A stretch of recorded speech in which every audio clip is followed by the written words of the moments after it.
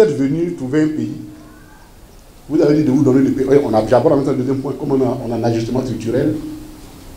Un pays, vous dites que vous êtes des experts internationaux et de vous laisser le pays. Bon. Mais pour ça, l'index dit ici, ce pays, vous faites tout pour l'écarter. Bon, on vous laisse le pays.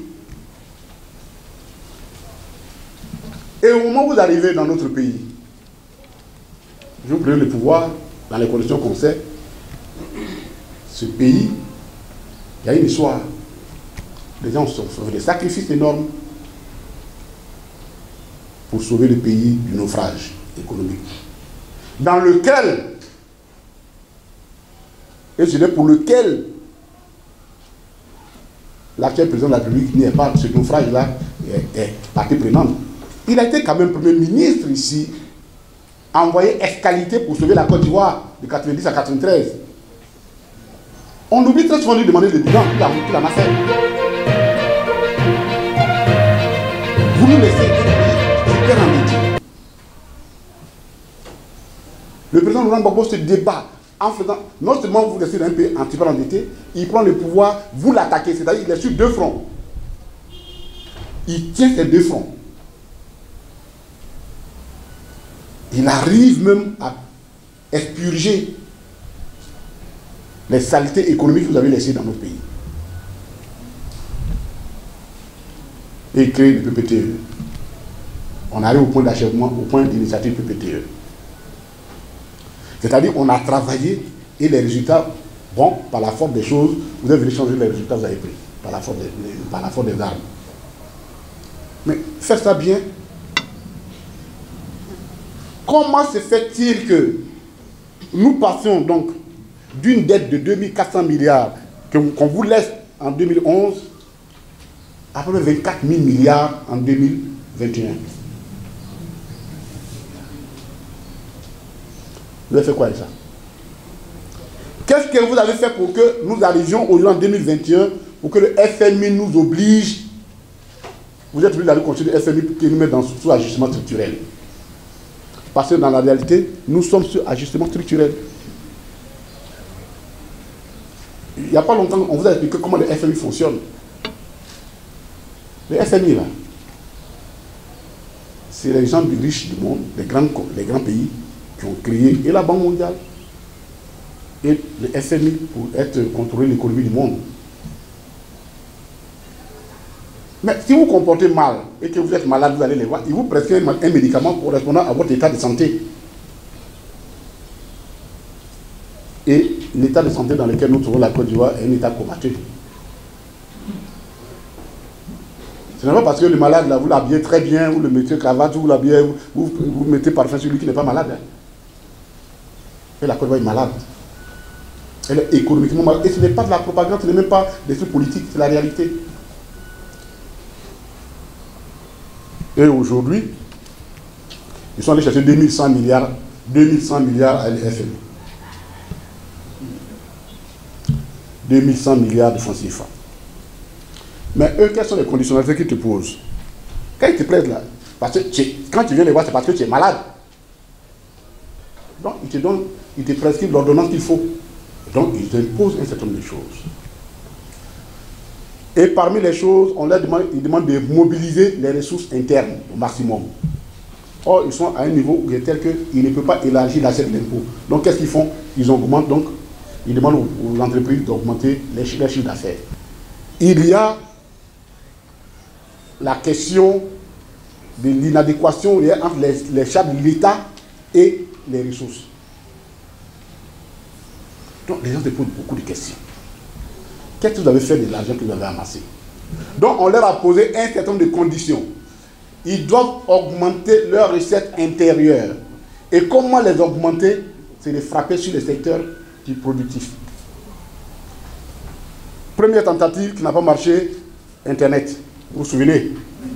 C'est le gouvernement qui a demandé d'augmenter le coût du data. En augmentant 18% de TVA là-dessus, ça augmente les chiffres. C'est un produit. Si tu ne peux pas augmenter le taux, augmente la matière et puis tu augmentes, ton produit augmente.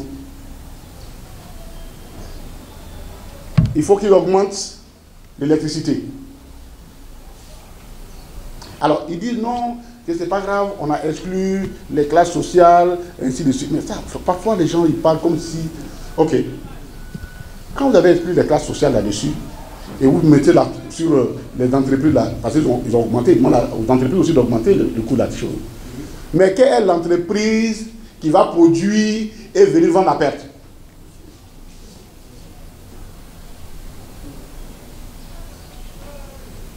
Mais pourquoi nous sommes arrivés à des déficits de la télé? Dans la réalité, qu'est-ce qui se passe? La politique, la propagande, la politique, ce n'est pas de la politique. Tu peux faire on fait la propagande pendant un mois pour gagner les élections. Mais quand on finit là, la propagande est finie. La réalité, il faut gérer. On dit, ah oui, mais on a 85 ou 90% des territoires ivoiriens électrifiés. Mais pendant ce temps, tu as produit combien de mégawatts? Tu es venu trouver le travail que les gens ont fait. Demandez au gouvernement là, actuel, de 2011 jusqu'à aujourd'hui, combien de mégawatts supplémentaires ils ont produit. Donc forcément, vous créez un déficit. Quand on y ajoute leur sport favori, là, ils jouent en interne. Ils sont arrivés en international avec le conseil de l'entente. On faisait ça entre nous ici, et puis bon, mais là c'est trop fort pour eux, ils sont allés importer là-bas au conseil de l'entente. Vous êtes au courant de ce qui se passe là-bas. Donc, mauvaise gestion, mauvaise planification, corruption.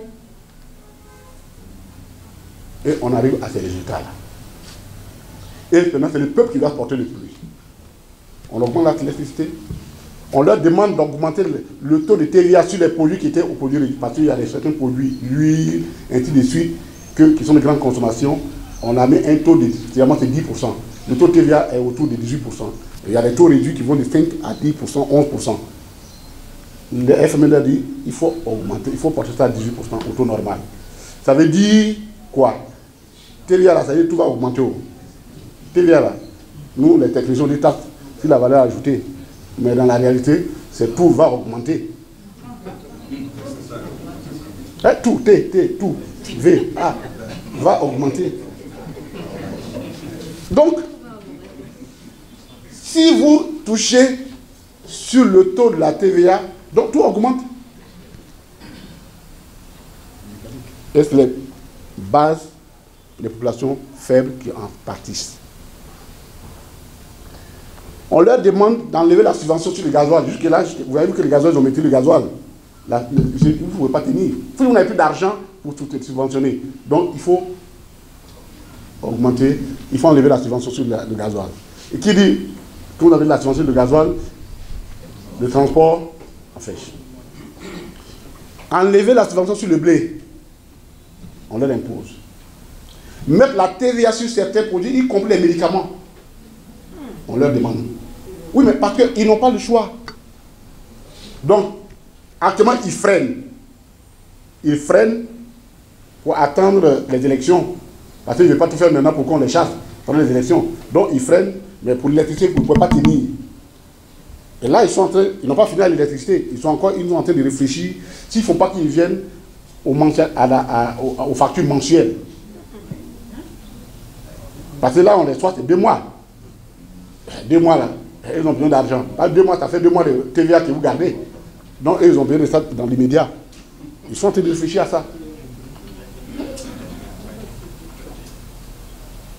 Ça, ils ne sont pas encore arrivés là-dessus parce que la CIE se pose un peu parce qu'elle se dit, ça se pose, il faut qu'ils changent leur mécanisme de production de la facture, ça va faire des surcoûts pour eux, donc c'est pourquoi ça traîne, sinon c'est à la table. Tout simplement parce qu'ils pensaient qu'en faisant du blim-blim, on aurait oublié le président Laurent Gbagbo. Mais l'économie, ce n'est pas du blim-blim.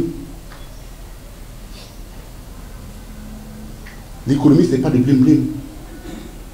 C'est des priorités. Quand vous prenez la dette et que vous investissez, il faut que dans les 10 ans avant que, les 10 ans avant que vous ne commencez à rembourser, c'est-à-dire la période de grâce, vous puissiez, votre investissement vous permettre de faire face au remboursement. Mais si vous êtes incapable de le faire, Et vous êtes dans ça. Et c'est dans ce contexte-là énorme que nous vivons.